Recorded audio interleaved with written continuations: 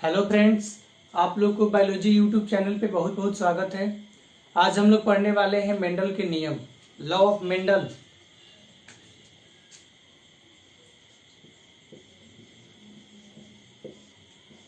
Mendel के नियम।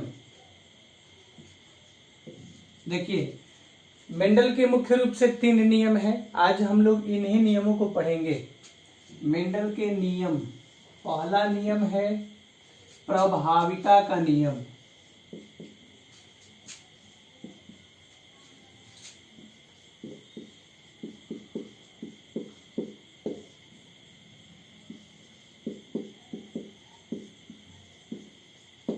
है ना, लॉ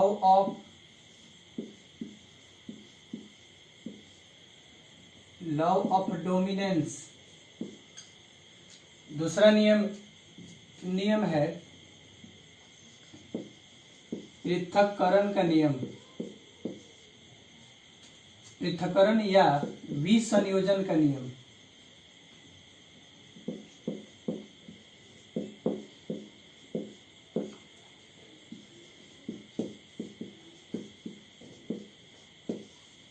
विसंयोजन का नियम। तीसरा नियम है, इसका इंग्लिश हो गया लॉ ऑफ सेग्रेगेशन। तीसरा नियम है स्वतंत्र अपव्यूहन नियम।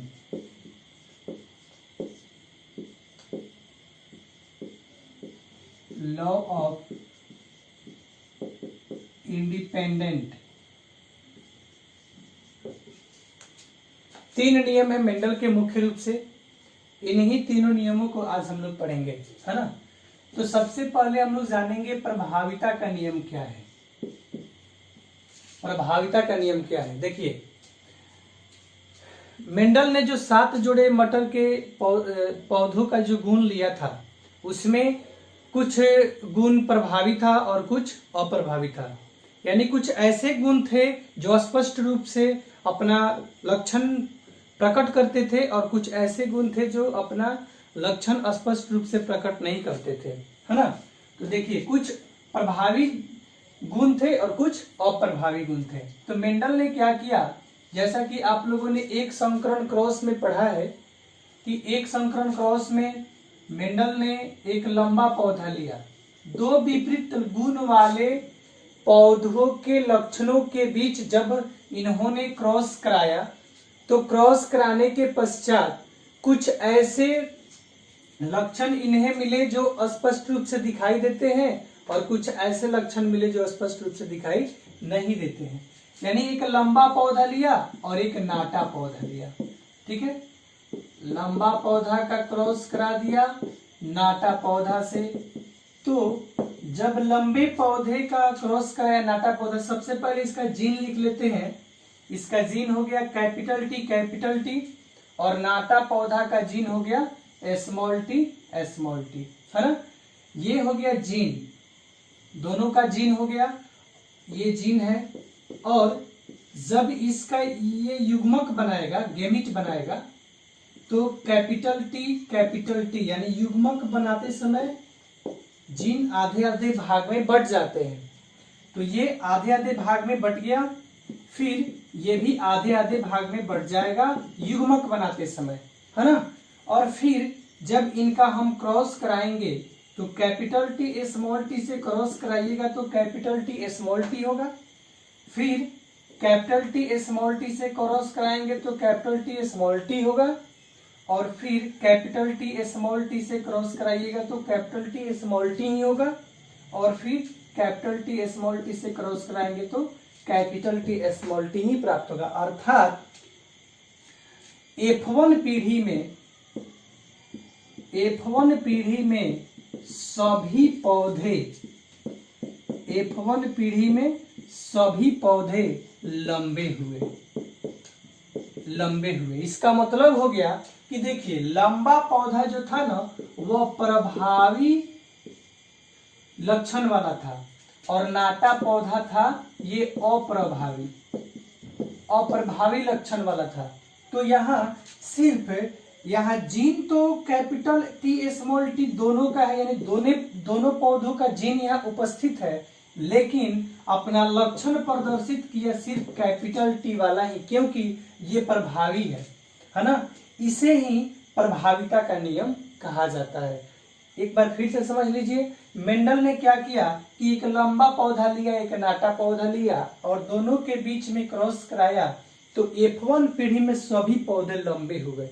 अर्थात जो लंबा पौधा है वह प्रभावी गुण वाला जीन वाला होता है और नाटा पौधा अप्रभावी जीन वाला होता है, यानी लंबा पौधा अपना गुण प्रदर्शित करता है, इसलिए इसे ही हम प्रभाविता का नियम कहते हैं। यही प्रभाविता का नियम है। ठीक है, अब देखिए पृथक्करण का नियम क्या है ना, इसको नोट कर लीजिए, फिर हम लोग पृथक्करण का नियम या विसंयोजन का नियम पढ़ेंगे।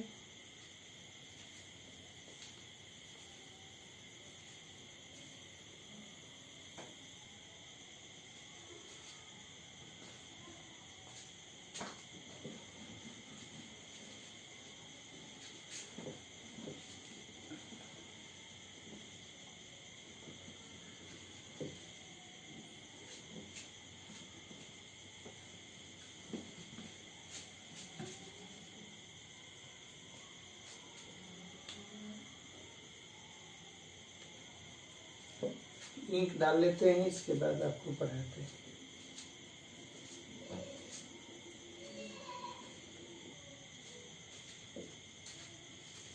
चलिए, दूसरा नियम है पृथक्करण का नियम।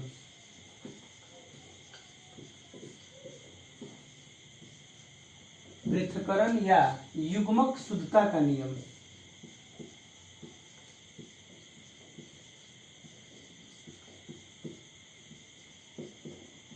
या विसंयोजन का नियम। देखिए, इस नियम में मेंडल ने क्या किया था, F1 पीढ़ी से प्राप्त पौधे को लेकर, F1 पीढ़ी से प्राप्त दो पौधे को लेकर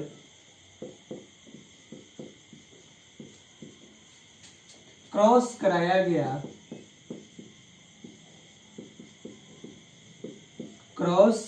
गया,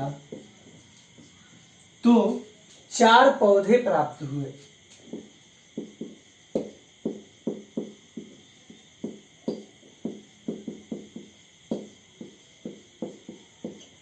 चार पौधे प्राप्त हुए जिसमें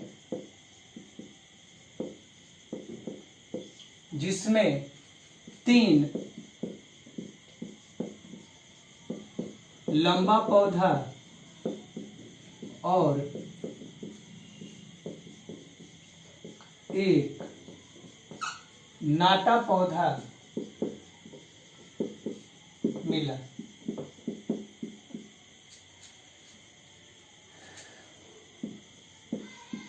इस प्रयोग के पश्चात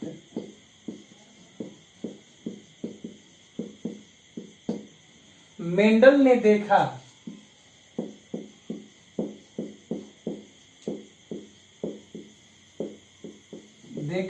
कि जो गुण F1 पीढ़ी में छिप गया था वह F2 पीढ़ी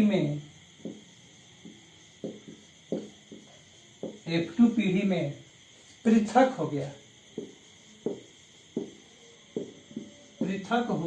यानी अलग हो गया। इसे ही पृथक्करण का नियम कहते हैं, है ना। इसका क्रॉस भी आप करा सकते हैं। F1 पीढ़ी से 2 पौधे को प्राप्त करके, ये F1 पीढ़ी से 2 पौधे ले लिया गया और इसके बीच क्रॉस कराया गया।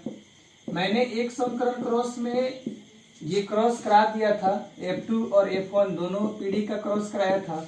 देखिए कैपिटल टी का कैपिटल टी से कराइएगा तो कैपिटल टी होगा, फिर दूसरे युग्मक से कराइएगा तो कैपिटल टी स्मॉल टी आएगा, फिर दूसरे युग्मक का पहले युग्मक से कराइएगा तो कैपिटल टी स्मॉल टी, फिर दूसरे का दूसरे से कराइएगा स्मॉल टी, है ना।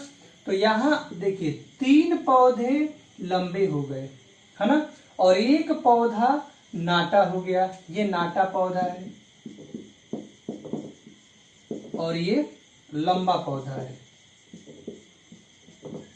यानी जो लक्षण F1 पीढ़ी में छुप गया था वो लक्षण F2 पीढ़ी में प्रकट हो गया।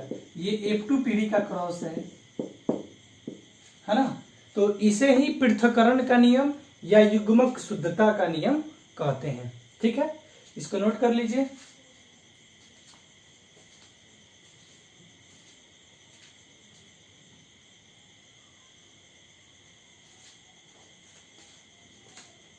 देखिए तीसरा है स्वतंत्र अपविभन नियम।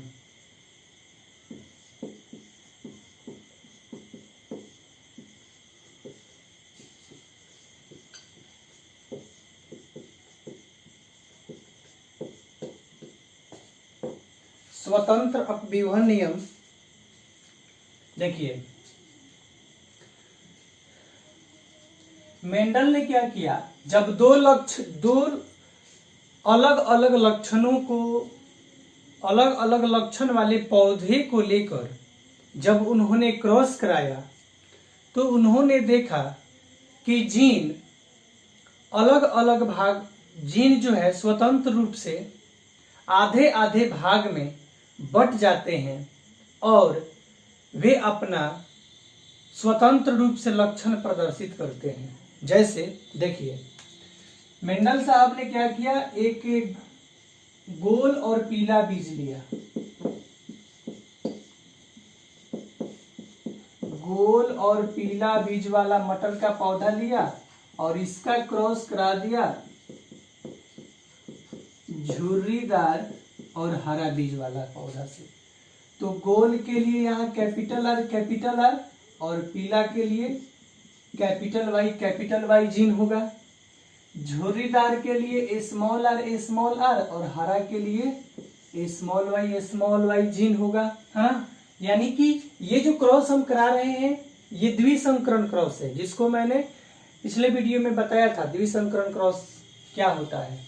तो देखिए जब ये युग्मक बनाएगा तो आधा आधा ये स्वतंत्र रूप से इसका जो युग्मक है, कैपिटल ही होगा, युग्मक है स्वतंत्र रूप से बढ़ जाएगा, फिर इसका युग्मक जो है वह भी स्वतंत्र रूप से बढ़ जाएगा।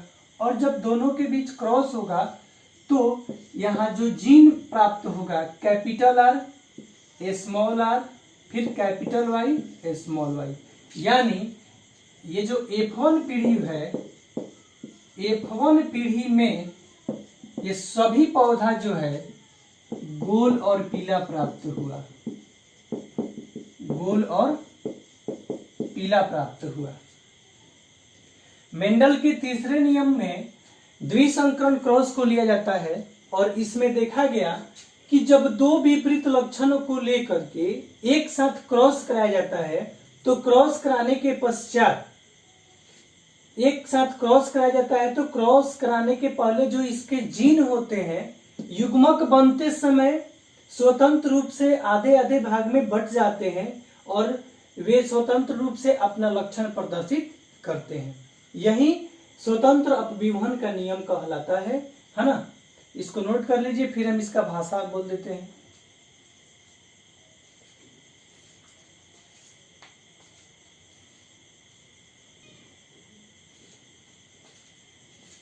इसका भाषा होगा कि जब दो लक्षणों को एक साथ लेकर क्रॉस कराया जाता है, जब दो लक्षणों को एक साथ लेकर क्रॉस कराया जाता है तो जीन युग्मक बनाते समय आधे आधे भाग में बंट जाते हैं और स्वतंत्र रूप से अपना लक्षण प्रदर्शित करते हैं।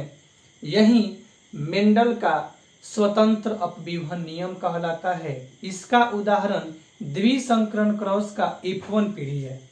हम लोगों ने यहाँ देखा कि F1 पीढ़ी में जब मेंडल ने गोल और पीला बीज का क्रॉस झुर्रीदार हरा बीज से कराया तो सबसे पहले इनके जो जीन है वो आधे आधे भाग में बंट जाते हैं स्वतंत्र रूप से, और क्रॉस करने के पश्चात अपना स्वतंत्र रूप से लक्षण प्रदर्शित करते हैं, है ना। यही है स्वतंत्र अपव्यूहन का नियम।